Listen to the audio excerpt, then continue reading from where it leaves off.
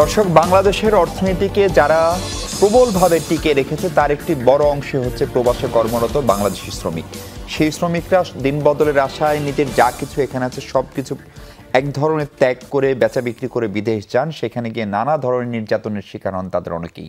নারীদের নির্যাতনের গল্পটা সম্ভবত আরও ভিন্ন রকমের। ফলে অনেকেই বাধ্য হন আবার দেশে ফিরে আসতে। দেশে ফিরে আসার পর শুরু হয় তাদের নতুন যাতনার গল্প।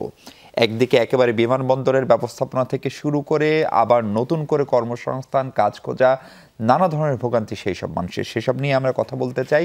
আলোচনার শিরোনাম নির্ধারণ করেছি দেশে ফিরে যত সংকট। আপনার সঙ্গে থাকবো আমি, মাহফুজ মিশু। আলোচনার জন্য এই মুহূর্তে আমার সঙ্গে স্টুডিওতে আছেন প্রবাসী কল্যাণ মন্ত্রণালয়ের যুগ্ম সচিব এবং প্রকল্প পরিচালক রেইজ জনাব doctor ATM Mahbubul Alam. Doctor Alam, আপনার এটিএম মাহবুবুল করিম, দুঃখিত ডক্টর করিম, স্বাগত আপনাকে। আমার সঙ্গে যুক্ত হচ্ছেন অনলাইনে সুমাইয়া ইসলাম। তিনি নারী বিষয়ক সংস্কারের যে কমিশন অন্তর্বর্তী সরকারের গঠিত সেই কমিশনের সদস্য এবং নির্বাহী পরিচালক বাংলাদেশ নারী শ্রমিক কেন্দ্র। সুমাইয়া ইসলাম, নিশ্চয়ই আপনি আমাকে শুনতে পাচ্ছেন। আপনাকেও স্বাগত এবং আশা করছি আমাদের সঙ্গে কিছুক্ষণের মধ্যে যুক্ত হবেন একজন সংগ্রামী মানুষ। তিনি প্রবাসী নির্যাতনের শিকার, যিনি জীবন বাঁচাতে ছাদ থেকে লাফও দিয়ে পা ভাঙ্গা অবস্থায় দেশে ফিরেছেন, তানিয়া আক্তার। আমরা তার জন্য অপেক্ষা করছি। তিনি আমাদের খুব কাছাকাছি আছেন যানজটে। আমরা একটু সুমাইয়া ইসলাম, আপনি যদি শুনতে পান, আপনাকে দিয়ে আলোচনাটা শুরু করতে চাই। আমার প্রশ্নটা খুবই সমসাময়িক। আপনি যদি গতকালকের ঘটনাটা দেখেন, এয়ারপোর্টে এক প্রবাসীর সাথে নিরাপত্তা রক্ষীরা বাগবিতণ্ডা, সেটিতে মারামারিতে গড়ায় এবং এক পর্যায়ে প্রবাসীকে মেরে তারা হাসপাতালে যেতে বাধ্য করে। আমি ঢাকা এয়ারপোর্টের কথা বলছি। এই ধরনের আচরণ কি আসলে খুবই মানে কি বলা যায়, আমরা হয়তো একটি ঘটনা জানি, কিন্তু আসলে আমাদের প্রবাস থেকে যারা আসেন, বিশেষ করে যারা শ্রমিক, তাদের সঙ্গে আমাদের এয়ারপোর্টের আচরণ অনেক পরিবর্তন হয়েছে, গতিশীলতা এসেছে, সরকারের সিরিয়াসনেস আছে, তারপরেও এরকম আচরণ, এগুলো আসলে কি বার্তা দেয় আপা? এটা হয়েছে কি যে শ্রমের প্রতি মর্যাদাটা দেয় না। যাদের রেমিটেন্স দিয়ে দেশের একটা বড় চাকা সচল থাকে, সেই মানুষগুলোর প্রতি মর্যাদার জায়গাটা খুব অভাব। এবং শ্রমজীবী মানুষকে তার যে যতটুকু প্রাপ্য সম্মান দেখানো দরকার, সেই সম্মানটাও মানুষ এখন দেখায় না। যার ফলে এই ঘটনাগুলো ঘটছে। এবং এইজন্য আমরা বলি যে অভিবাসী শ্রমিকের কাছে আমরা দেশ অনেক কিছু চাই, কিন্তু তার আগে দরকার শ্রমজীবী মানুষের মর্যাদা, স্বীকৃতি এবং সম্মান। এবং এটা যদি একটা ওরিয়েন্টেশনের ব্যবস্থা থাকা উচিত। এবং শুধু এয়ারপোর্টের সার্ভিস না, আমি বলব দূতাবাস সেবা থেকে শুরু করে প্রত্যেকটা মহলে, প্রত্যেকটা নাগরিকের এটা দায়িত্ব। যে সমস্ত শ্রমিকরা এই দেশ থেকে বিদেশে যেয়ে কর্ম করে দেশকে বাঁচিয়ে রাখে, পরিবারকে বাঁচিয়ে রাখে, রাষ্ট্রকে বাঁচিয়ে রাখে, তাদেরকে যথাযোগ্য সম্মান দেওয়া, তাদের সাথে সুব্যবহার করা এবং তাদের জন্য সার্ভিস মেকানিজম স্ট্রেংথেনিং করাটা, এটা আমাদের দায়িত্ব। আর এই সুযোগটা পাওয়া, সুযোগ না, এটা বলবো তার অধিকার, যে তার জন্য তাকে মর্যাদাপূর্ণ ব্যবহার দিতে হবে, তাকে শ্রদ্ধা করতে হবে, সম্মান দিতে হবে। এইসব কথা তো আপনারা, বিশেষ করে আপনার যে আদি সংগঠন ধরেন নারী শ্রমিক কেন্দ্র, সেখান থেকে বহুবার বলা হচ্ছে, কিন্তু ধরেন এখন একটা সংস্কারের মধ্য দিয়ে দেশে যাচ্ছে, আপনি নিজেও একটা সংস্কার কমিশনের সদস্য। ফলে সেই সময় এই ঘটনা যখন ঘটলো, ধরেন একজন প্রবাসী যখন দেশে ফেরেন, তিনি আসলে একটা ব্যাগ ভর্তি করে আসলে স্বপ্ন নিয়ে তো ফেরেন, অনেক কিছু করবেন এবং ধরেন অনেকের জন্য অনেক গিফট আইটেম থাকে। তার এসে ব্যাগটি হারিয়ে যাওয়ার ঘটনা অথবা ব্যাগটি পেতে বিড়ম্বনা হয়, এরকম শ্রমিকের সংখ্যা শতকরা হিসাব করলে বিভিন্ন গবেষণা বলছে 30 থেকে 35%। ফলে এই স্বপ্নভঙ্গের দায়টা আসলে আপা কে নেবে? আমরা জানি খানিকটা উন্নতি হচ্ছে আগের চেয়ে পরিস্থিতির, কিন্তু আদর্শ পরিস্থিতিকে আমরা এখন আসলে তৈরি করতে পেরেছি? এই স্বপ্নভঙ্গের দায়টা অবশ্যই প্রত্যেকে নিবে। কারণ শুধুমাত্র রাষ্ট্র একা চালাতে পারবে না, শুধুমাত্র সিভিল সোসাইটি পারবে না, শুধুমাত্র সাংবাদিক পারবে না। এই দায়টা সবাইকে নিতে হবে এবং সবার আগে বেশি রাষ্ট্রকে নিতে হবে। কারণ রাষ্ট্রের নাগরিক সে। আর এই জায়গাগুলো ধীরে ধীরে দীর্ঘ সময়ে অনেকগুলো সংগঠনের পলিসি অ্যাডভোকেসি, মিডিয়ার কাজ, সরকারের বিভিন্ন উদ্যোগ, ওয়ার্কারের নিজেদের সচেতনতার বিষয়গুলো মিলায়ে কিছুটা কমে এসেছে। কিন্তু আমরা যে লেভেলে আশা করি সেটা হয়নি। আপনি এখন যেমন বেল্টে জিনিস আসার পরে দ্রুত আসে, তাদেরকে সেই সম্মানের জায়গাগুলো বলা হয়েছে। কিন্তু সিস্টেমেটিক পরিবর্তন যদি না হয়, টেম্পোরারি টাইমের পরিবর্তন হয়ে হবে না। এবং আপনি যে কথাটা বললেন যে সংস্কারের জায়গাটাতে আমরা নারী অভিবাসী শ্রমিক থেকে শুরু করে পুরুষ অভিবাসী শ্রমিকের জন্য তার কি শ্রমের জায়গাগুলোতে পরিবর্তন আনা যায় এবং দেশে এবং বিদেশে বারবারই আমরা যে কথাটা বলছি, তার সেবার দরজাটা খোলা থাকতে হবে। সে শ্রম দিয়ে তার নিজেকে দেশকে সেবা দিচ্ছে। তার উপরে যত রকমের exploitation হয়, অভিবাসন ব্যয় থেকে শুরু করে তার ফিরে আসা পর্যন্ত যা নির্যাতন, নিপীড়ন বা শোষণের জায়গাগুলো হয়, সেগুলোকে প্রতিরোধ করার জন্য সম্মিলিত প্রচেষ্টা করতে হবে জি এবং আপা আপা আন্তঃ আপনাকে একটু মন্ত্রণালয়ের চেষ্টা থামাই, চালাতে আমাদের হবে। সঙ্গে এটা শুধু তানিয়া আক্তার এসে যুক্ত হয়েছেন। তানিয়া আপা, আপনাকে স্বাগত। আপনার আমাদের সঙ্গে সরকারের একজন প্রতিনিধিও আছেন যিনি যুগ্ম সচিব। সচিব মহোদয়, আপনার কাছে একটু পরে আসছি, কারণ আপনার কাছে আসলে ওনাদের সমস্যার সমাধানই খুঁজবো। তানিয়া আপা, আপনাকে স্বাগত। আপনি বিদেশে গিয়েছেন, সেখানে গিয়ে ভয়ঙ্কর নির্যাতনের শিকার হয়েছেন এবং এমন নির্যাতনের শিকার হয়েছিলেন যে আপনি ছাদ থেকে ঝাঁপ দিয়ে বিদেশে আত্মহত্যারও চেষ্টা করেছিলেন। আসলে কোন পরিস্থিতিতে আপনি আত্মহত্যার সিদ্ধান্ত নিলেন এবং এটাকে আসলে কেন নিয়েছিলেন, যদি একটু সংক্ষেপে বলেন আমাকে গল্পটা। আমি 2019 সালে সৌদি আরবে গিয়েছিলাম। ওখানে মানে যাওয়ার পরে 1 সপ্তাহ পরে আমাকে অনেক নির্যাতন করা হয়। বাবা ছেলে দুজন অনেক নির্যাতন করে। আপনি হাউসমেট হিসেবে গিয়েছিলেন? না, আমাকে বলছিল যে কোম্পানির ভিসা, আচ্ছা। কিন্তু এখান থেকে কোম্পানির ভিসা বলছে ওইখানে আমার হাউজিং এ ওনারা দিয়ে দিয়েছে। আচ্ছা। কিন্তু আমি জানতাম না, আমার তো মানে টাকাও নিছে। গৃহকর্মী হিসেবে দিয়ে দিচ্ছে? হ্যাঁ হ্যাঁ, আমার কাছ থেকে টাকাও না হয়েছে। 80,000 টাকা আমি দিছি, কিন্তু বলছে যে হসপিটাল আমার ক্লিনার হিসাবে দেবে, কিন্তু ওই জব আমাকে দেয়নি। ওনারা আমার হাউজিং বিষয় দিছে। যাওয়ার 1 সপ্তাহ পরে আমাকে মারধর করতো, খাবার দিত না। আমি ময়লার থেকে খাবার খাইতাম, বাথরুমের কল দিয়ে পানি খাইতাম, আমাকে পানি খাওয়ার গ্লাসটাও দিত না। বাবা ছেলে দুজনে আমাকে নির্যাতন করতো এখানে সৌদি আরবে। তারপর এক পর্যায়ে এমন নির্যাতন হতে হতে আপনি কি ওদের ভাষা বুঝতেন? হ্যাঁ, কিছু কিছু আপনি আরবি বুঝতেন? হ্যাঁ, কিছু বুঝতাম। প্রায় যাওয়ার তো মানে এখান থেকে ট্রেনিং করছিলাম, জি। প্রায় অনেক কিছুই মানে বুঝতাম। একটা বাঙালি ছিল আমার সাথে, ও আবার বুঝাই দিত। তারপর এমন করতে করতে 1 সপ্তাহ হয়ে গেছে, আমার অনেক নির্যাতন করতো। তারপর আমি ওইখান থেকে নিজের ইচ্ছাই পালাইছিলাম। পালানোর পর পুলিশ আইন আবার আমাকে দিয়ে গেছে। দেওয়া যাওয়ার পরে আমার তখনই মানে আমার উপরে নির্যাতনটা আরও বেশি হয়। তারপরে ওনারা আমাকে মারধর করে 3 তলার থেকে ফালাই দিছে। ফালাই দেওয়ার পর আমি রাস্তায় পড়ে গেছি। আচ্ছা, ওরাই ফেলে দিছে, আপনি আত্মহত্যা করতে যাননি? না, উনি ফেলে দেওয়ার পরে আমি মানে ওনার পাটা আর কি ধরছি থাপা দিয়ে, 1 হাত দিয়ে। তারপর ওনার ওয়াইফ ছিল, ওয়াইফ আবার আমার পায়ের উপরে মনে করেন লাত্তি পাড়া দিয়েছে। দেওয়ার পর আমি আর মানে ব্যালেন্সটা রাখতে পারিনি, তখন হাতটা ছেড়ে দিছি। ছেড়ে দেওয়ার পর আমি নিচে পড়ে যাই। নিচে পড়ে যাওয়ার পরে আমার ওইখান থেকে এক ড্রাইভার ওই সৌদি আরবে গাড়ি চালায়, উনি আর কি আমাকে নিয়ে থানায় দিয়ে আসছে। থানার থেকে আমার হসপিটালে পাঠাইছে। ওইখান থেকে একটা অপারেশন হয়েছে। অপারেশন হওয়ার পর আমাকে মেডিকেল থাকতে আমি বাংলাদেশে যোগাযোগ করছি যে আলামিন নয়ন ভাই, উনি আসিল বিদায় আজকে আমি আসতে পারছি, না হলে আমি কখনো মানে বাংলাদেশে আসতে পারতাম না। আমার প্রতি এরকম নির্যাতন হয়েছে। আজকে প্রায় 4 বছর ধরে বাংলাদেশে আসছি। নয়ন ভাই যতটুকু পারে এজেন্সির থেকে সহযোগিতা করছে, মানে সরকারিভাবে আমি এখনো কোনো সহযোগিতা পাইনি। আমার পা নিয়ে আমি বাসায় বসে শপিং ব্যাগ বানাই। 100 শপিং ব্যাগ বানাইলে আমার 12 টাকা দেয় মাত্র। আমার হাজব্যান্ড নাই, আমার আম্মুর কাছে থাকি। আমরা 7টা ভাই বোন, অনেক কষ্ট হয় চলতে। আমার আব্বুও নাই, আম্মুর কাছে থাকি। এই শপিং ব্যাগ বানাই। আমার 2টা ছেলে। এখন আমার হাজব্যান্ডও আমার টানতে টানতে অভুক্ত হয়ে গেছে। এই পায়ের পিছে টাকা ভাঙতে ভাঙতে উনিও ক্লান্ত হয়ে গেছে, এই জন্য আমাকে ছেড়ে চলে গেছে। এখন আম্মুর কাছেই থাকি। আপনার ওই সময় নির্যাতনের তথ্য আমাদের ধরেন বাংলাদেশের যে দূতাবাস, সেখানে কাউকে জানাইছিলেন কিনা বা সরকার কোনো সহযোগিতা করেছিল কিনা? হ্যাঁ, তখন জানাইছিলাম। নয়ন ভাই অনেক সহযোগিতা করছে। নয়ন ভাই কে আসলে? নয়ন ভাই হচ্ছে এয়ারপোর্টে ওনাদের যে ব্র্যাক। জি, ব্র্যাকের। হ্যাঁ, আমি বলছি সরকারের বা আমাদের দূতাবাসের কেউ সহযোগিতা করেছিল?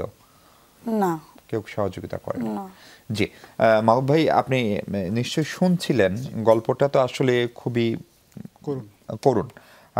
আমার প্রথম প্রশ্ন হচ্ছে যে আমরা যখন সৌদি আরবে নারী পাঠানোর সিদ্ধান্ত, নারী শ্রমিক পাঠানোর সিদ্ধান্ত নিলাম, আপনি ভালো জানেন, তখন আমাদের আশপাশের অনেক দেশই সেই সিদ্ধান্ত থেকে সরে এসেছিল। এর ভিতরে নেপাল, শ্রীলঙ্কার মতো দেশও ছিল। আমরা তো আসলে অনেক উন্নত, আমাদের নারীর ক্ষমতায়ন অনেক হয়েছে। ফলে আপনি কি একটু বলতে পারেন ওই সময় আসলে সৌদি আরবে গেলে নারীরা কি ধরনের নির্যাতনের শিকার হয়? এটি নিয়ে অসংখ্য ভিডিও ডকুমেন্টারি আছে। তারপরে ওই সময় এইভাবে শ্রমিক পাঠানোর সিদ্ধান্তটা কি সময় উপযোগী বা সঠিক ছিল বলে আপনি মনে করেন? এর পিছনে আরেকটি কাহিনী আছে। আপনি যদি দেখেন বিগত সময় থেকে বর্তমান সময় পর্যন্ত শুধু সৌদি আরব নয়, সৌদি আরব ছাড়াও মিডল ইস্টের অন্যান্য যে সকল দেশগুলো রয়েছে তাতে যদি ফিলিপাইনের দিকে একটু দেখেন, তারা কিন্তু খুব সুন্দরভাবে সেখানে কাজ করছে এবং তাদের এই সাফল্যের কিন্তু দুটা কারণ রয়েছে। একটা হচ্ছে তাদের প্রস্তুতি, দ্বিতীয় হচ্ছে প্রশিক্ষণ এবং তাদের যে এজেন্সির যে যোগাযোগ। আমাদের যে গ্যাপটা রয়েছে, আমাদের যে প্রথম গ্যাপটা হচ্ছে আমরা যেই দেশে কর্মী পাঠাচ্ছি তাদেরকে আমরা ঠিকমতো প্রশিক্ষণ দিতে পারছি কিনা, প্রথমত এটা। দ্বিতীয়ত হচ্ছে যে দেশে পাঠানো হচ্ছে সে দেশের প্রাথমিক যে ভাষা, অ্যাটলিস্ট সেকেন্ড লেভেল পর্যন্ত আমাদের যে ভাষা জ্ঞানটা সেটা থাকা উচিত। তৃতীয়ত আমরা যে এজেন্সির মাধ্যমে আমরা পাঠাচ্ছি তিনি যে কথাটা বলেন যে তাকে একটা মানে অন্য কোম্পানিতে চাকরি দেওয়ার কথা, বাট তাকে কিন্তু হাউস মেট হিসেবে পাঠানো হয়েছে। এই যে গ্যাপ, এবং এই গ্যাপের জন্য পরবর্তীতে যে এজেন্সি অপরাধটা করলো তার বিরুদ্ধে আমরা প্রয়োজনীয় ব্যবস্থা নিতে পারলাম কিনা, জরিমানা কতটুকু করলাম অথবা তার লাইসেন্স বাতিল করলাম কিনা, এই বিষয়গুলো কিন্তু আমাদের আগে থেকেই প্রস্তুতি নেওয়া দরকার। যদি এই প্রস্তুতিটা থাকতো তাহলে সরকারের যে সিদ্ধান্তটা ছিল যে আমরা সৌদি আরবে কর্মী পাঠাবো, আমাদের এই সিদ্ধান্তটা আমি মনে করি ঠিক ছিল। এবং এখন কিন্তু আমরা এটা ফেস করতেছি এবং বর্তমান সরকারে আমাদের যে বর্তমান উপদেষ্টা মহোদয় তিনি কিন্তু আমাদের যে বিদেশের দূতাবাসগুলো রয়েছে সেখান থেকেও কিন্তু আমরা নজরদারি বাড়াচ্ছি। এবং যারা এই ভিসাগুলো নিয়ে আসে, যে বিশেষ করে হাউস মেকার বা বলি বা এই ধরনের কাজের জন্য, কর্মীদের কাজের জন্য, সেখানে কিন্তু এখন যাচাই বাছাই করা হচ্ছে এবং দেখা হচ্ছে। এবং যারা এই লোকগুলোকে পাঠানোর ব্যবস্থা করতেছে আমরা তাদের কাছ থেকেও কিন্তু আমরা খোঁজ খবর নিচ্ছি যে তাদের পার্সেন্টেজের হারটা কত, অর্থাৎ যাদেরকে তারা পাঠিয়েছেন তারা কি সত্যিকার অর্থেই কোম্পানিতে চাকরি পেয়েছে নাকি এই কি বলে কর্মী হিসেবে চাকরি পেয়েছে, এটা আমার যাচাই করা দরকার। এটা যদি আমরা যাচাই করতে পারি তাহলে মনে হয় আমাদের এই যে ত্রুটি বিচ্যুতি বা গ্যাপটা রয়েছে এটা আমরা কমিয়ে আনতে পারবো। এটা যাচাই করি না কেন? আচ্ছা, করি না এই কারণে, কম না ধরেন ওনার ঘটনাটাই যদি বলি বা আমরা ওই যে বলি যে একটা দৃষ্টান্ত দরকার, এরকম বড় ধরনের শাস্তি আমরা কোন এজেন্সিকে, কোন এজেন্সির মালিককে, তার কর্মচারীদেরকে দিতে পেরেছি এখন পর্যন্ত? এটা মন্ত্রণালয়ে যখন অভিযোগ করা হয়, অভিযোগটা দুই জায়গা হয়। একটা হচ্ছে আমাদের মন্ত্রণালয়ে করা হয়, সেখানে এনফোর্সমেন্ট ডিপার্টমেন্ট রয়েছে, আর একটা হচ্ছে বিএমইটিতে যেখান থেকে এই ভিসাগুলো অ্যাটেস্টেড করা হয় এবং সেখান থেকে অনুমতি দেওয়া হয়। বিএমইটির অধীনে এজেন্সিগুলো কিন্তু আপনার লাইসেন্স পেয়ে থাকে। তো এই এজেন্সিগুলোকে বেশিরভাগ ক্ষেত্রে যেটা হয়, এজেন্সিগুলো কিন্তু দায়টা এড়িয়ে যায় কেন? মূল যে এজেন্সি আছে তারা কিন্তু সরাসরি লোকগুলোকে কালেক্ট করে না, তাদের কিছু সাব এজেন্ট রয়েছে। এই সাব এজেন্টগুলো কিন্তু ধরা ছোঁয়ার বাইরে রয়ে যায়, অর্থাৎ তাদেরকে যে আপনি আইনের আওতায় নিয়ে আসবেন সেই সুযোগটা থাকে না। এই জন্য আপনারা যদি সরাসরি এজেন্টের মাধ্যমে পাঠাই, যেমন উনি বললেন সৌদি আরবে যেতে তার ৮০,০০০ টাকা খরচ হয়েছে, কিন্তু বাস্তবতা হচ্ছে সৌদি আরবে কিন্তু কর্মী পাঠাতে কোনোই খরচ লাগে না, কোনোই খরচ লাগার কথা না। বাট ওনার তথ্যের গ্যাপ, উনি জানেন না যে আসলে এখানে ফ্রি যাওয়া যায় কিনা, আমার টাকা পয়সা লাগবে কিনা। উনি যদি সেই তথ্যটা নিতেন, তারপরে যে কোম্পানির মাধ্যমে যাচ্ছেন উনি যদি ভিসাটা একটু চেক করে দেখতেন, বা উনি তো পড়াশোনা জানেন না কিন্তু যিনি পড়াশোনা জানেন তার কাছে দিয়ে বলতেন যে ঠিক আছে আমাকে বলা হয়েছে যে আমাকে একটা কোম্পানিতে চাকরি দেওয়া হবে, বাট আমার যে ভিসাটা লাগানো হয়েছে সেটা কোন কোম্পানির নামে, আদৌ কি কোম্পানির নামে নাকি ব্যক্তি কোনো পরিবারের কাছে নাকি কোনো একটা হাউসে দেওয়া হচ্ছে, এই বিষয়টা কিন্তু আমাদের যাচাইয়ের একটা অভাব রয়েছে। ডক্টর মাহবুব, এই যাচাইটা ধরেন আপনার নাগরিক হিসেবে তানিয়া করতে পারেননি বা তার আত্মীয় স্বজনও পারেননি, কিন্তু অভিভাবক হিসেবে বা আমাদের দেখভালের দায়িত্বে থাকার জন্যই তো প্রবাসী কল্যাণ একটা মন্ত্রণালয় বা বিএমইটি যায় বলি। কোথাও মনে হয় না যে আপনাদের লোকজনেরও কিছু অংশ নিশ্চিতভাবে এই এজেন্ট বা যারা এই ধরনের অপরাধগুলো করে তাদের সঙ্গে যোগসাজশ আসে? না হলে কি তার এগুলো করে পার পাওয়ার কথা? এটা একেবারে পরিষ্কারভাবে বলা যাবে না, হতে পারে, বাট আমাদের বর্তমান যে সিস্টেম, এখানে বিএমইটির অলরেডি একটা সফটওয়্যার হচ্ছে এবং আমাদের যে রেইজ প্রজেক্ট সেখান থেকে আমরা খুব বড় ধরনের সফটওয়্যার করতেছি। আমরা কিন্তু সবসময় বলি যে আমাদের 1.5 কোটি লোক প্রবাসে রয়েছে, কিন্তু বাস্তবে 1.5 কোটি লোকের কথা বলা হচ্ছে, কিন্তু যারা ফেরত এসার যাচ্ছে না সেই তালিকাটাও আমাদের কাছে নেই। এখন কিন্তু এই সফটওয়্যারের মাধ্যমে অ্যাটলিস্ট কোন কোম্পানি বা কোন দেশ কি ক্রাইটেরিয়া, কি ধরনের লোক তারা নিবে, সেই ক্রাইটেরিয়াটা পুরো কিন্তু ওই ওয়েবসাইটে থাকবে। এবং আমি যদি একজন প্রার্থী হই, আমি বিদেশে যেতে চাই, আমার এই যোগ্যতা আছে, আমি তখন সেখানে ঢুকে আমার সিভিটা কিন্তু ড্রপ করতে পারবো। অর্থাৎ এটা কিন্তু পুরো দৃশ্যমান স্বচ্ছ থাকবে। আমি আমার সিভিটা ড্রপ করব, ড্রপ করার পরে সেখান থেকে যে কোম্পানি আমাকে নিতে চায় তারা বলবে যে ঠিক আছে তোমার সিভি অনুযায়ী আমার কাছে এই কাজ এই বেতনে আছে, তুমি আসতে চাও কিনা। তখন সরাসরি মানে ওই দেশের যে চাকরি দিতে চান আর আমি যে চাকরি নিতে চাই আমার মাধ্যমে একটা যোগসূত্র হবে, যোগসূত্র হওয়ার পরে আমাকে তখন আবার বিএমইটির মাধ্যমে পারমিশন নিতে হবে যে হ্যাঁ ওই কোম্পানি আমাকে নিতে যাচ্ছে, আমি যেতে যাচ্ছি, আমাকে পারমিশনটা দেওয়া হোক। তাহলে কিন্তু তখন আর এই গ্যাপটা থাকবে না। এটা এখন সরকার কিন্তু চেষ্টা করছে আর কি। আমাদের সফটওয়্যারটা অ্যাটলিস্ট 2 মাসের মধ্যে আমরা লাইভে চলে যাব। জি, এটা নিশ্চয়ই খুব সাম্প্রতিক সময়ের গৃহীত কার্য। সাম্প্রতিক সময়। তানিয়া আপা, আপনার কাছে আরেকটু জানতে চাই, দেশে ফেরার পরে আপনার কি হলো? ধরেন আপনি এর মধ্যে বলেছেন যে আপনার স্বামী আপনার অসুস্থতার কারণে, চিকিৎসার ব্যয় ইত্যাদির কারণে চলে গেল। আশপাশের লোকজন, আত্মীয় স্বজন, সমাজের লোকজন, তারা আপনাকে কিভাবে দেখা, অথবা আগে যেভাবে আপনাকে আগে যে ধরনের ব্যবহার করতো, এখনকার ব্যবহারের মধ্যে কোনো পরিবর্তন পান, খারাপ বা ভালো যাই হোক না কেন? হ্যাঁ, এখন তো আমার সাথে মানে কারোর সাথে যোগাযোগ নাই আমাদের সাথে। আমি আম্মুর সাথে থাকি, আমার কারণে কেউ আম্মুর সাথে কথাও বলে না, আসে না। শুধু আমার ছোট খালামুনির সাথে আম্মুর সাথে পরিচয় আছে, যোগাযোগ আছে, আর এমনি কারোর সাথে যোগাযোগ নাই। আর হচ্ছে কেন তারা আসে না, কি বলে? ওই যে ভাইয়া মানে একটু আগে যেটা বলে যে আমি কাউরে দেখাই নাই, কিন্তু আমার তো ওরকম সময় দেওয়া হয় নাই। আমি 1 বছর ঘোরার পরে বলছি যে যাবো না। তারপর আমার যে রিক্রুটিং এজেন্সি, তার নাম হচ্ছে মকবুল, দৈনিক এই ফকিরাপুল ওনার এজেন্সির অফিস। উনি বলছে 1 বছর ঘুরাইছে, তার জন্য আমি যাবো না। উনি আমার বলতেছে না গেলে আমার নাকি 2.5 লাখ টাকা জরিমানা দিতে হবে। তার জন্য আমি আর বাধ্য হয়ে গেছি। আর আরেকটা কথা হচ্ছে গিয়া, ওনারা আমার মানে যেদিন ফ্ল্যাট, তার আগের দিন রাত্রে আমার এই টিকিট দিছে, পাসপোর্ট দিছে হাতে। আমি যে চেক করবো পরের দিন সকালে 6টা বাজে আমার ফ্লাইট, আর ওনারা রাত্রে 10টা বাজে আমাকে বুঝাই দিছে। তাহলে আমি কিভাবে চেক করব, কিভাবে দেখাবো?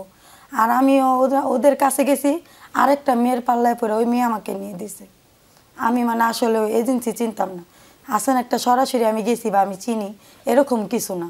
ওই মেয়েই আমার নিয়ে গেছে, মেয়ের নাম হচ্ছে মুন্নি। ওই মেয়ে আবার নিয়ে গেছে এক লোকের কাছে, ওনার নাম হচ্ছে আরিফ। ওই আরিফে নিয়ে গেছে ইকবালের কাছে, ইকবাল আবার নিয়ে গেছে ওনার একটা মানে ওনার অফিসে যে বসে ওই মকবুলের ভাই না কি জানি হয় ভাতিজা, ওনার কাছে মাহবুবে আবার নিয়ে গেছে আমার মকবুলের কাছে। এই লোকগুলাকে আসার পরে আপনার যে কষ্ট হলো, দুর্ভোগ হলো, তাদেরকে ধরার চেষ্টা করেন নাই বা বলেন নাই, বা তাদের নামে মামলা করার কোনো চেষ্টা করেন নাই? না, আমি মামলা একবার ওই যে মানব পাচার মামলা হয়েছিল কিছুদিন আগে, প্রায় 2-3 বছর আগে, তখন ওনাদের মাঝে মানে আমি যুক্ত ছিলাম, করছিলাম হচ্ছে যে মকবুলের নামে আর হচ্ছে যে ইকবালের নামে। পরে করছিলাম, পরে ওনারা আমার 2.5 লাখ টাকা দিছিল। প্রথম 1 লাখ টাকা দিছে ক্ষতিপূরণ হিসেবে, হ্যাঁ। পরে মানে 10,000 5,000 এমন এমন করে কতদিন দিয়া তারপর বলতেছে তোমার 2.5 লাখ টাকা দেওয়া হয়ে গেছে। আসলে কত দিছে? আসলে মানে আমার ধারণা যে আমার 1.5 লাখ টাকার মতো দিছে, কিন্তু ওনারা বলতেছে আমার এইভাবে দিয়া বলতেছে, কিন্তু আমার যদি একসাথে দিত তাহলে আমি বুঝতাম যে না একসাথে দিছে, তাহলে আমি পাইছি। মানে এরকম আমার 60-70-এর মতো মানে আইডিয়া আছে। আমার পুরোটা না দিয়ে এই বলতেছে যে তোমার দেওয়া হয়ে গেছে, এই এমনি এমনি এমনি এমনি দিছি বলছে। আচ্ছা যাজ্ঞা, ওগুলো তো আমার কাছে মানে কোনোই না। কারণ আমার সবচেয়ে বড় কষ্ট হলো আমি এখনো মানে অনেকজনে দেখছে আসার পরে একটা প্রতিবন্ধী, যেমন একটা সরকার তো একটা প্রতিবন্ধী ভাতা পায় বা মাস শেষে একটা পায় যে চলার মতো, কিন্তু আমি তো এরকম কিছুই পাইনি। আর আমি কোনো সহযোগিতা পাই না। আমার অনেক মিডিয়ার গেছে আমার বাসায়, অনেক সাংবাদিকরা গেছে, রিপোর্ট করছে, বলছে যে আপা আপনারা সহযোগিতা করবো, এইটা মানে পাইবেন, এটা হবে আমাদের কাছে রিপোর্ট করলে, কিন্তু আসলে আমি কিছুই পাইনি, শেষ পর্যন্ত কাজের কাজ কিছু হয়নি। জি আসেনি। আপা একটু থাকেন, আমি সুমাইয়া আপা, আপনি নিশ্চয়ই তানিয়ার গল্পটা শুনছিলেন। ধরেন আপনার যে সংগঠন নারী শ্রমিক কেন্দ্র বা এ ধরনের ঘটনা থেকে, এ ধরনের ঘটনার ভিকটিম যারা আপনাদের মতো প্রতিষ্ঠান থেকে, তাদেরকে সহযোগিতার জন্য কোনো সেল বা কোনো উদ্যোগ নেওয়া কি সম্ভব আপা? জি, আমি যেটা বলছিলাম যে আপা যে ডিস্ট্রিক্টের একটা হচ্ছে যে আমরা এই রেস প্রজেক্টের একজন ইমপ্লিমেন্টিং পার্টনার, ব্র্যাক নিজেও পার্টনার, যেখানে নয়ন ভাইয়ের কথা বলছে।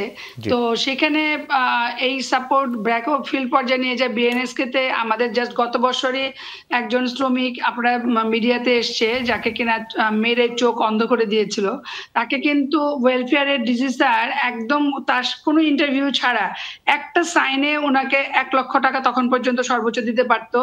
আমরা তাকে অ্যাকাউন্ট খুলে দিয়ে তাকে ঢাকায় এনে চিকিৎসা করে তার চোখ ভালো করা হয়েছে, কোমর মানে পায়ে ব্যথা ছিল, পা গুলো আমরা ঠিক করে দেওয়া হয়েছে, এবং সাইকোলজিক্যাল সাপোর্ট যেটা কাউন্সেলিং এবং এটা লম্বা সময় ধরে চলেছে। আমি এরকম আমাদের আরো অনেক স্বপ্না আপার গল্প আছে, এবং স্বপ্না আপাদেরকে আমরা যেটা করেছি যে তারা পিয়ার লিডার হিসেবে তারা এখন কাজ করে।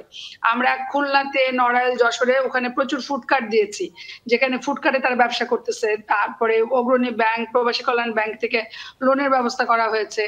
আমার বিশ্বাস করি আপার শারীরিক অবস্থাটা বুঝে ব্র্যাক থেকে নিশ্চয় ওনাকে স্টেপ নেওয়া হবে। বা আমি যদি নয়ন ভাইয়ের সাথে কথা বলবো, আমাদের প্রকল্প এলাকা হয়, আমাদের যে কাজের যে সাপোর্ট গুলো আছে সেখানে দেওয়া যাবে। আর রেস প্রজেক্টে অলমোস্ট সারা বাংলাদেশে কাজ করেছে, ট্রেনিং দেওয়া হয়েছে, সাইকোলজিক্যাল সাপোর্টের জন্য কাউন্সেলিং করা হয়েছে, এবং প্রত্যেকে তার অ্যাকাউন্টে 13,500 টাকা, দো it is a small money, but তার সঙ্গে তাকে প্রশিক্ষণ এবং রেফারাল মেকানিজমটাকে ব্যবস্থা করা হয়েছে। আমি যেটা বলবো, মূলত আসলে এই সাপোর্ট দিয়ে তো সবসময় এত প্রবলেম সলভ করা যাবে না। যেটা করতে হবে, আপা কিন্তু একটা কথা বলেছে, এয়ারপোর্টে যাওয়ার আগের দিন তার হাতে পাসপোর্ট দিয়েছে, কাগজ দিয়েছে, সে কি করে চেক করবে যে এটা আমার বাসাবাড়ির কাজ না কোম্পানির কাজ? এই যে 80,000 টাকার কথা যে বললো, এখনো প্রচুর মেয়েরা আমাদেরকে বলে যে 1.5 লক্ষ টাকা দিয়ে আপা যাচ্ছি। কোথায় যাচ্ছ আপা? দুটো কারণ জিনিস এখানে চিন্তা করতে হবে। এখানে পিডি স্যার আছে, আমি স্যারকে রিকোয়েস্ট করবো যে সরকারের পলিসি লেভেলে তো আমরা সবসময় কথা বলি, এমনকি আজকে যখন আমি খুলনাতে প্রোগ্রামে আসছি তখনও ডিজি স্যারের সঙ্গে দেখা করে আমাদের টিম সহ বলে আসছি, স্যার এই চুক্তির কাগজটা প্রি ডিপার্চার সেশনের সময় দেওয়ার ব্যবস্থা করেন।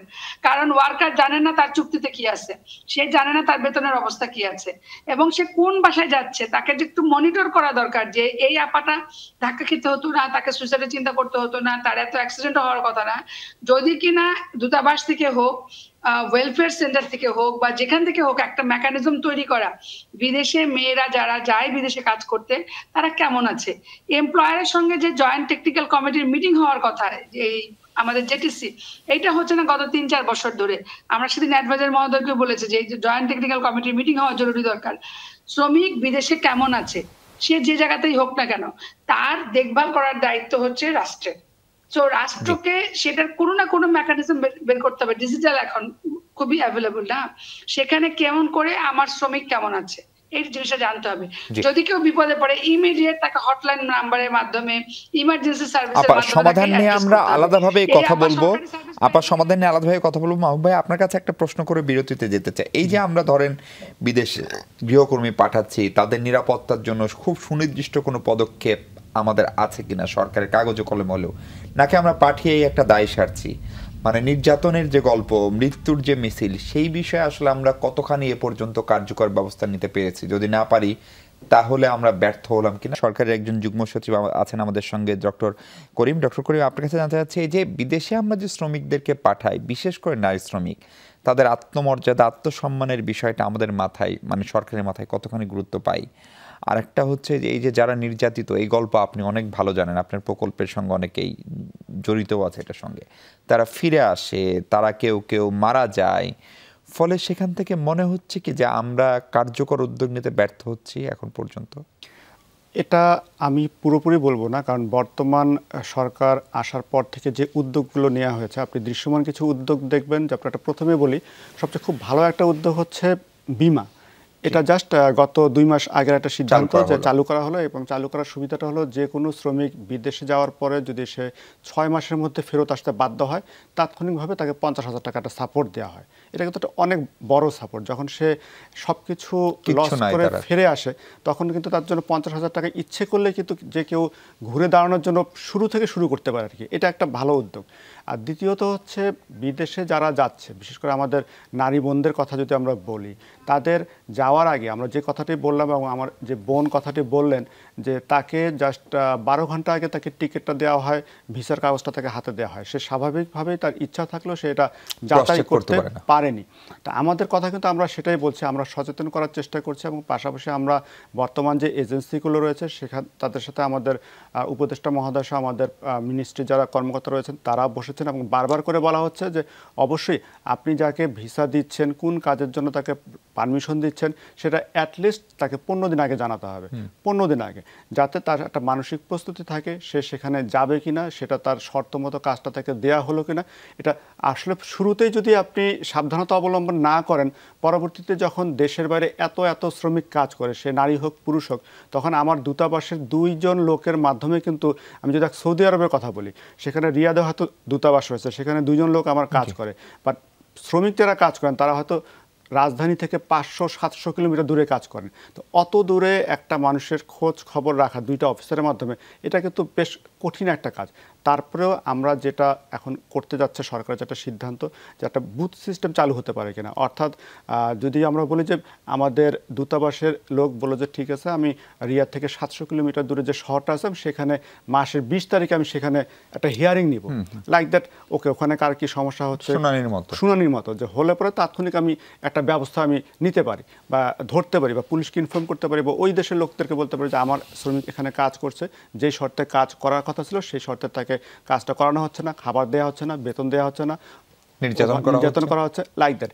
এরকম বিভিন্ন দূরবর্তী শহরগুলোতে মাসের একটা ফিক্সড তারিখে যদি দূতাবাসের কর্মকর্তারা সেখানে যান তাহলে কিন্তু আমার এই যে বোন বা ভাই যারা কাজ করছেন আমাদের জন্য রেমিটেন্স পাঠাচ্ছেন তাদেরকে এই কষ্টটা ভুগতে হয় না। এটা কিন্তু সরকার এখন চিন্তাভাবনার মধ্যে রয়েছে পজিটিভলি, এবং আমার মনে হয় এটা করলে কিন্তু অনেকটাই তাদের সমস্যাগুলো দূর হবে। আর যখন আপনার মনিটরিংটা থাকবে তখন তাদেরও কিন্তু একটা ভয় থাকবে যে না, যে কোনো মুহূর্তে কিন্তু আমার বিরুদ্ধে কমপ্লেন হতে পারে। এবং আপনি জানেন যে বিদেশের দেশগুলো কিন্তু বিশেষ করে এই আইনের ব্যাপারে কিন্তু খুবই কঠিন।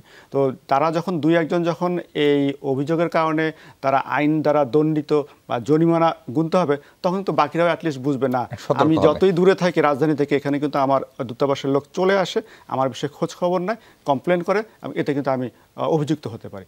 এই উদ্যোগটা কিন্তু এখন নেওয়া হয়েছে এবং এতে আমরা আশা করছি ওনারা যদি একটু সচেতন হন, পাশাপাশি যাওয়ার আগে যদি একটু যাচাই করেন, পরবর্তীতে ওই দেশে গিয়ে আমাদের দূতাবাস এই বুথ সিস্টেমের মতো করে শুনানি নিয়ে তারা এটার অ্যাটলিস্ট অনেকাংশে সমস্যাটা ভাই ধরেন এর চেয়েও বড় বড় জটিলতা কিন্তু আমাদের ছিল। ধরেন পুলিশ আর্মিতে লোক নেওয়ার সময় আগে ঘুষ নেওয়া হতো প্রকাশ্যে দালাল ধরে, সেটা কিন্তু সেনাবাহিনীটা অনেকাংশেই বন্ধ হয়েছে। পুলিশেরও কয়েকটা নিয়োগ ভালো হয়েছে আগে শুনেছি। ফলে আপনি তো প্রবাসে চলে যাওয়ার পরের ঘটনা বলছেন, কিন্তু কেন আপনি গোড়ায় হাত দিবেন না? মানে এখানকার রিক্রুটিং এজেন্সিগুলো যেন কোনো ধরনের জালিয়াতি 2 নম্বরই করতে না পারে, সেটা বন্ধ করার কোনো মেকানিজম নিয়ে আপনারা ভাবছেন? এটা বলেছে, এটা তো অলরেডি আমি বললাম যে ওনাদের সাথে বসে মিটিং করা হয়েছে এবং বিশেষ করে সাব এজেন্ট যারা, এই সাব এজেন্টের যে এন্ট্রেন্সটা এটাকে বন্ধ করার চেষ্টা করা হচ্ছে। অর্থাৎ মূল যে এজেন্সি আছে যাকে আমি আইনের আওতায় আনতে পারবো, আমি একটু আগে এই বোনের যে গল্পটা শুনলেন, অন্তত প্রায় 7 থেকে 8 জন লোকের ধাপ হয়ে তারপরে সে মূল এজেন্সির কাছে যেতে পারেছে। অর্থাৎ মূল এজেন্সি জানেই না যে কোত্থেকে কিভাবে আসলো। এই যে এতগুলা লোক ধরে যাও, এজন্য বলবো যে সচেতনতা একটা দরকার আছে। সে যদি একটু খবর নেয় যে ভাই আপনি কি এজেন্সির লোক নাকি এজেন্সি না, এজেন্সি থাকলে আপনার এজেন্সির কার্ড আছে নাকি লাইসেন্স নাম্বার আছে কিনা। আর এখন যেটা হবে, এখন কিন্তু আমরা অনেকেই সচেতন। আমরা কিন্তু বাংলাদেশের আপনার 78% লোক স্মার্টফোন ইউজ করে, তারা কিন্তু নেটও ইউজ করে। একটু যদি নেটে ঢুকে, এখন কিন্তু নেটের মধ্যে আপনার বিএমএটির ওয়েবসাইটে, আমাদের মিনিস্ট্রির ওয়েবসাইটে কিন্তু লিস্টেড যে সরকারের লিস্টেড যে এজেন্সি তার কিন্তু তালিকা দেওয়া আছে। এইটুকু যদি আমরা একটু খেয়াল করি, ঠিক আছে আমি যাকেই ধরলাম সে কোন মূল এজেন্টের মাধ্যমে আমাকে নিচ্ছে, আদৌ কি আমাকে মূল এজেন্টকে ফেস করাচ্ছে কি করাচ্ছে না, তখন আমি কিন্তু মূল এজেন্টকে ধরতে পারি। এইটুকু যদি, তার মানে আপনি সরকারের পাশাপাশি ব্যক্তি সচেতনতার উপরে জোর দিচ্ছেন। আপনি আপনার মতো এরকম ঘটনা তানিয়া আপা নিশ্চয় আরো অনেকের সঙ্গেই হয়। আপনার এখন যারা আপনার মতো নির্যাতিত হয়ে দেশে ফিরে এসেছেন তাদের এখন প্রধান চ্যালেঞ্জ কি? আপনারা আসলে প্রধানত কি চান এখন? মানে কে কি চায় সেটা আমি আসলে জানি না, সবার তার চাওয়া হ্যাক হয় না, একই রকম না।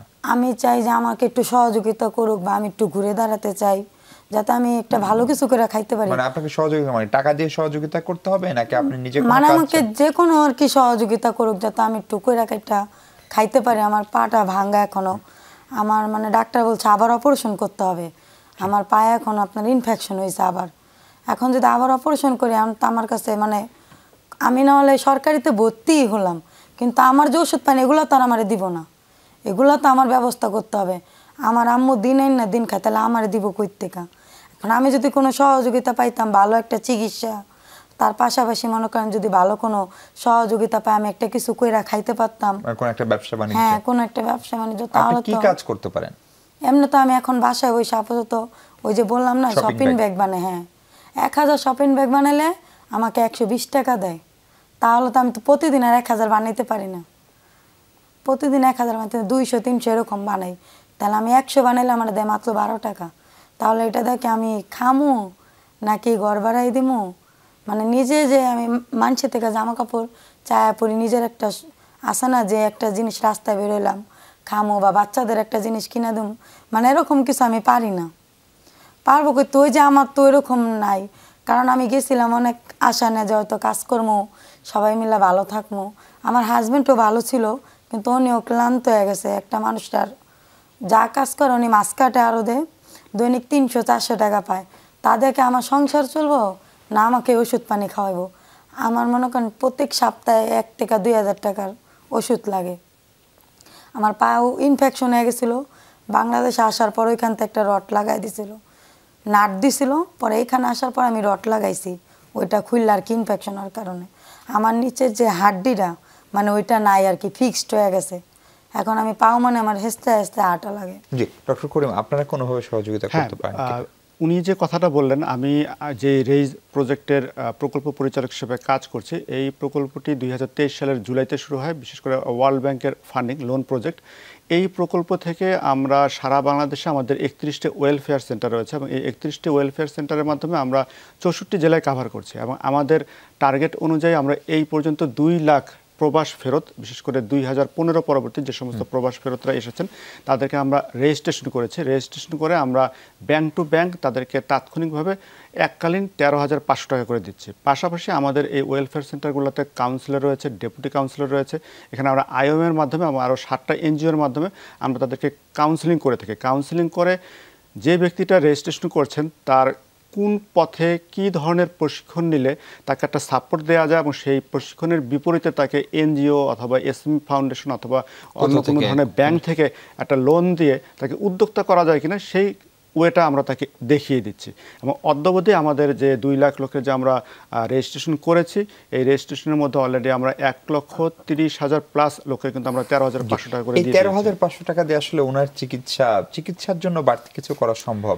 এটা এই প্রজেক্ট থেকে সম্ভব না, বাট যেটা বললেন যে আমাদের ওয়েজ আর্নার্স ওয়েলফেয়ার বোর্ড যে বোর্ডটা রয়েছে, সেখানে যদি কোনো কর্মী আহত অবস্থায় যদি বিদেশ থেকে ফেরত আসেন তাকে কিন্তু সর্বোচ্চ 1 লক্ষ টাকা করে একটা অনুদান দেওয়া সম্ভব। সেটা যদি উনি পেয়ে না থাকেন, সেটা যদি আমাদের ওয়েজ আর্নার্স ওয়েলফেয়ার বোর্ডে আবেদন করেন বা আসেন, সেক্ষেত্রে আমরা তাকে এই সাহায্যটা এককালীন দিয়ে দিতে পারি। আর পাশাপাশি তিনি যেহেতু একটা কাজ করতে স্বাচ্ছন্দ্য বোধ করেন, কাজ করতে চান, সেক্ষেত্রে আমাদের এখানে যদি উনি রেজিস্ট্রেশনভুক্ত হন তখন আমরা কিন্তু কোনো একটি এনজিও অথবা যে কোনো একটা ব্যাংকের মাধ্যমে তাকে লোন দিয়ে তাকে উদ্যোক্তা হিসাবে আমরা গড়ে তুলতে পারি, যাতে পরবর্তী সময়টা তিনি। সুমাইয়া আপা, আপনি নিশ্চয়ই আমাদের সঙ্গে আছেন। আপনি যেহেতু অন্তর্বর্তী সরকারের গঠিত নারী বিষয়ক কমিশনেরও সদস্য, ফলে এই আমাদের তানিয়াদের মতো শ্রমিকদের নিয়ে আপনাদের চিন্তা ভাবনা কি, এবং নাকি আপনারা শুধু বিদেশে পাঠানোটাকেই সাকসেস হিসেবে দেখাতে চান যে এত লক্ষ পাঠালাম, নাকি সেটার গুণগত মান, তারা কেমন থাকছেন অথবা ফিরে এসে ভালো আছেন কিনা, সেদিকটায় জোর দেওয়ারও কোনো সুপারিশ আপনাদের কমিশন অন্তর্বর্তী সরকারের প্রধান প্রফেসর ইউনূসের কাছে করতে যাচ্ছেন?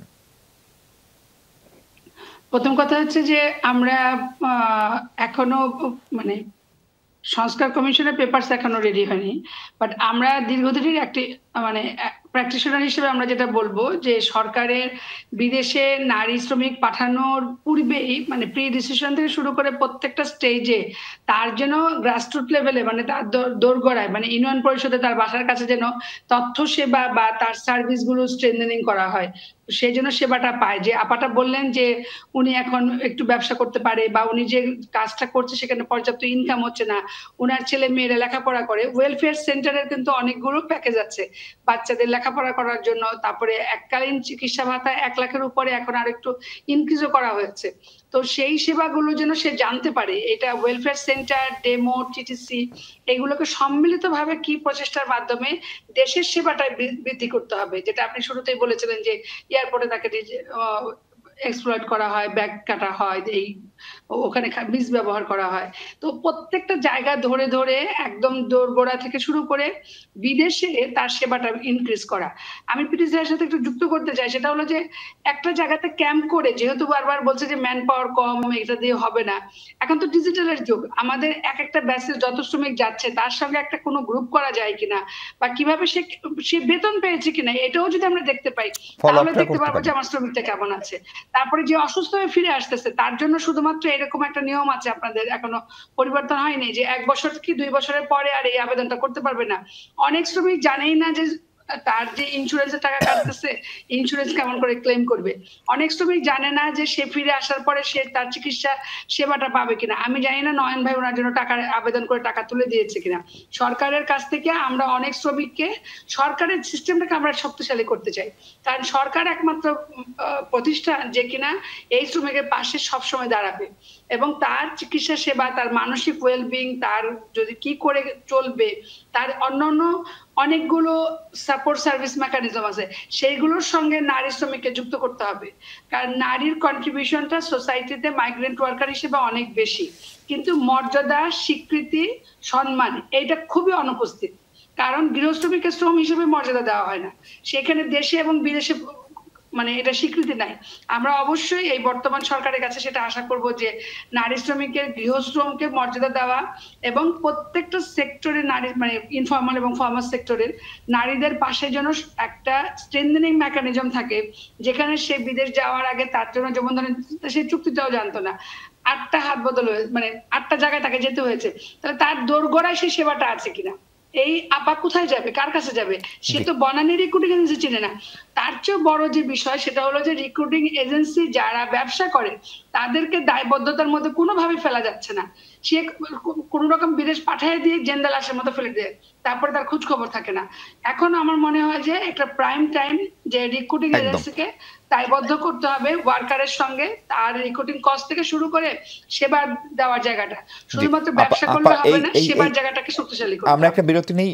মাহবুব ভাই, আপনার কাছে যে প্রশ্ন, যে এই রিক্রুটিং এজেন্সিকে দায়বদ্ধ করার ক্ষেত্রে ধরেন এখন নানা ধরনের সংস্কার প্রক্রিয়া চলছে, এমন অনেক কিছুই হচ্ছে যেটা হয়তো আমরা আগে সাহস করিনি বা ভাবিনি রাজনৈতিক নানান পিছুটানের কারণে। ফলে এখন যেহেতু একটি বিশেষায়িত সরকার এবং যেহেতু তাদের দীর্ঘমেয়াদী কোনো দায়বদ্ধতা কোনো বিশেষ দল গোষ্ঠী ব্যবসায়ী তাদের কাছে নাই, ফলে সেইখানে খুব ইতিবাচক কোনো পরিবর্তন দেখার আশা আপনি করছেন কিনা? ডক্টর এটিএম মাহবুবুল কলিম আছেন, যিনি যুগ্ম সচিব প্রবাসী কল্যাণ মন্ত্রণালয়ের। আমরা বলছি যে এই যে সংকটগুলোর কথা আমরা শুনছি, এখান থেকে আসলে মুক্তির উপায়টা কি? এখন একটা নানা ধরনের সংস্কার হচ্ছে, পরিবর্তন হচ্ছে, আপনি কোনো ইতিবাচক পরিবর্তনের আশা করেন কিনা? অবশ্যই অবশ্যই, বিশেষ করে এই সরকার আসার পরে প্রায় 6 মাস হয়ে গেছে। আমাদের যে বর্তমান উপদেষ্টা, আমাদের আরও প্রবাসী কল্যাণ মন্ত্রণালয়ের সকল কর্মকর্তা, বিএমইটি, আমাদের ওয়েজ আর্নার্স ওয়েলফেয়ার বোর্ড সহ আরও যারা সুশীল সমাজের লোকজন রয়েছেন, বিশেষ করে যারা এই সেক্টর নিয়ে কাজ করেন, তাদের সবাইকে নিয়ে বেশ কয়েক দফা বসা হয় এবং বসার পরে যেটা মূলত মেইন সিদ্ধান্তটা হয়েছে যে আপনার সময় ক্ষেপণটা কমানো। অর্থাৎ আগে 4টা টায়ারে অনুমতি লাগতো একটা ভিসা প্রসেস করতে বা অনুমতি নিতে, সেখানে টায়ার কিন্তু এখন 2টা কমিয়ে দেওয়া হয়েছে। মিনিস্ট্রি যেখানে অনুমোদন একটা টায়ার ছিল, মিনিস্ট্রি বলছে না আমাদের দরকার নেই, বিএমইটি যদি অনুমোদন দেয় তাহলে সেখানে কমে যাবে। সেখানে 1 মাস কিন্তু কমে গেছে 2 মাসের মধ্যে। এটা একটা হলো পজিটিভ দিক। দ্বিতীয় পজিটিভ দিকটা হচ্ছে যে যেই সমস্ত এজেন্সিগুলো ভিসাটা প্রসেস করছে, যে সমস্ত কর্মীকে যে কাজের জন্য তারা পাঠাচ্ছে, সেই কাজের জন্যই তারা পাঠাচ্ছে কিনা সেটাকেও কিন্তু আপনার স্বচ্ছতার পর্যায়ে নিয়ে আসা আছে। অর্থাৎ তারা যে সাব এজেন্সির মাধ্যমে যে লোকগুলোকে রিক্রুট করতো, সে সাব এজেন্সির যে এন্ট্রেন্সটা সেটাকে কিন্তু বন্ধ করে দেওয়া হচ্ছে। বলা হচ্ছে যদি এই সাব এজেন্টের মাধ্যমে আমার মক্কেল অর্থাৎ যিনি যাবেন তিনি যদি ক্ষতিগ্রস্ত হন, তার সমস্ত দায়ভার কিন্তু তাকে নিতে হবে। এটাও করা সম্ভব না? ধরেন তানিয়ার ভিসাটা যখন আসলো আগের দিন, এই ভিসাটা কোনোভাবে আপনার মানে বিএমইটিকে বা সরকারি কোনো এজেন্সিকে না দেখায় যিনি টার্গেট মানুষ যিনি যাবেন তার কাছে যাবে না, তাহলে কি সেটা অন্তত 2 দিন বা 3 দিন আগে তারা দেখে আপনারা সেটা পরীক্ষা করে দিতে পারেন? অলরেডি আপনার এই ব্যাপারে সিদ্ধান্ত নেওয়া হয়েছে। অ্যাটলিস্ট বিএমইটিকে যেই ভিসাটা লাগানো হচ্ছে সেটা অনুমোদন পাওয়ার পরে ভিসাটা আদৌ সেই কাজের জন্য লাগানো হচ্ছে কিনা তার কিন্তু 3 দিন পূর্বে কিন্তু বিএমইটিকে জানাতে হবে। অর্থাৎ যেদিন যাচাই বাছাই করার একটা অ্যাটলিস্ট বিএমইটি খুব সহজে কিন্তু যাচাই করতে পারবে। একদম শেষ সময়ে আমরা একটু সুমাইয়া ইসলাম আপা, আমাকে একটু 1 মিনিটে যদি বলেন যে অনেকগুলো সমাধানের কথা আপনি আগেও বলছিলেন, মানে দ্রুততম সময়ে অল্প সময়ে কোন কাজটা করা সবচেয়ে জরুরি? আমাদের শ্রমিকদের নিরাপত্তা, আবার আমাদের অর্থনীতির গতিশীলতা, আমাদের ম্যান পাওয়ার, দক্ষ মানব শক্তি যেন যায়, অর্থনীতি ঠিক থাকে, বা যারা যান তাদের যেন আত্মসম্মান, মর্যাদা এবং নিরাপত্তা থাকে, সেটার জন্য আপনার সংক্ষেপে পরামর্শ শুনতে চাই। পরামর্শ এবং এটাই ফাইনাল, সেটা হচ্ছে মনিটরিং মেকানিজমকে বাড়াতে হবে।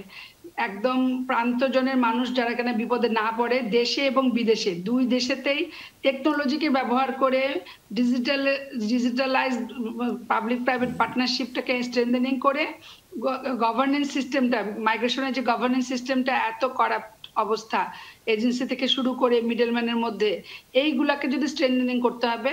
যদি এটা করতে পারি, শ্রমিক বিদেশে কেমন আছে, সে বেতন পেয়েছে কিনা, এটা তো একটা চিঠি 3 মাস পর পর যদি সে মনিটরিং করে চিঠিটা নেয়, দিস ইজ এনাফ যে আমার ওয়ার্কার ভালো আছে কিনা।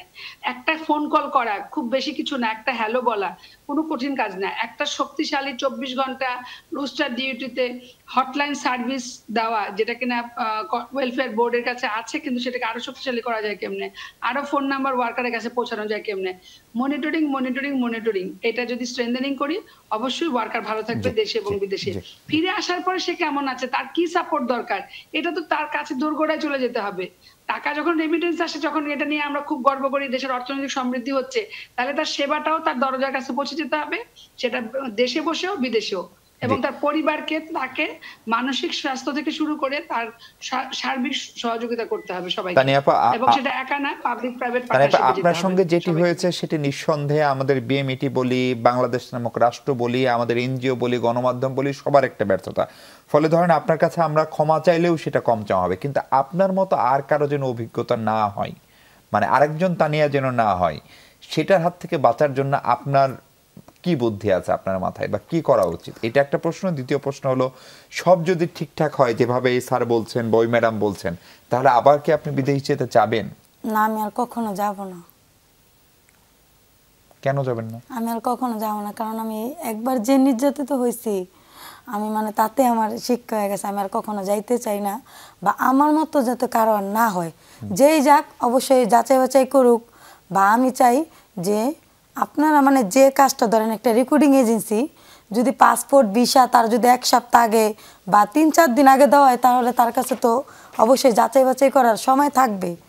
এরকম মানে যাচাই বাছাই করুক, বা যে কাজ বলা হোক, যদি সেই কাজ দেয়, তাহলে তো মনে করেন আমাদের মতো গরিব ঘরের যারা আছে তারা, আমাদের মতো মা বোন যারা আছে তারা চলাফেরা খাইতে পারবো। কিন্তু মনে করেন যে আমাদের এক কাজ বলে আরেক কাজ নিয়ে দেয়, তাহলে তো মনে আমার মতো হাজার হাজার মেয়ে নির্যাতিত হবে বা মারাও যাবে। আমার সাথে একটা মেয়ে ছিল ফিলিপিনি, মানে আমার পাশের বাসায় কাজ করতো। ওই মেয়ের 4 তলার থেকে ফালাই দিছে, ওর অর্ধেক মানে হসপিটালে অবশ হয়ে গেছে, হসপিটালে কাইটটা ফালাই দিছে আর কি, নিচের অর্ধেক অর্ধেক আছে। মানে আমার মতো অনেক মেয়েদের আমি সপরা জেলে দেখছি, ওইখানে যে আপনার প্রেগনেন্ট, অনেকজনের রড দিয়ে আগুন দেওয়া পুড়াই দিছে, মানে অনেকজন নির্যাতিত হয়েছে, অনেকেই আমি দেখছি। কিন্তু আমি চাই যে আর কেউ না হোক, আর কেউ না হোক, বা না যাওয়াই ভালো। বাংলাদেশ এই কষ্ট করুক, ডাইল ভাত খাক, তাও একটা শান্তি না, কিন্তু সেটা যেতে হবে, কিন্তু সেটা যেন নিরাপদ হয়, সেটা যেন তার যেন কোনো সম্মান থাকে, মর্যাদা থাকে, অর্থনৈতিক স্বাধীনতা থাকে। অনেক ধন্যবাদ তানিয়া আক্তার, অনেক ধন্যবাদ ডক্টর এটিএম মাহবুবুল করিম, অনেক ধন্যবাদ সুমাইয়া ইসলাম আমাদের সঙ্গে যুক্ত হওয়ার জন্য। দর্শক, আমাদের প্রত্যাশা এক তানিয়ার গল্পটা আমাদের জন্য শিক্ষা হোক, সেই শিক্ষা থেকে আমরা সবাই শিক্ষা নিই, এবং বাংলাদেশের নারী পুরুষ কেউই যেন বিদেশে প্রবাসে গিয়ে কোনো ধরনের নির্যাতনের শিকার না হন, কোনো ধরনের প্রতারণার শিকার না হন, এবং তারা যেন আত্মসম্মান মর্যাদা নিয়ে বাঁচতে পারে। আমরা যেরকম রেমিটেন্স নিয়ে যেরকম গর্ব অনুভব করি, তারাও যেন তাদের মাথা উঁচু করে বাংলাদেশের কথা বলতে পারে, সেই প্রত্যাশায় শেষ করছে। ভালো থাকবেন সবাই।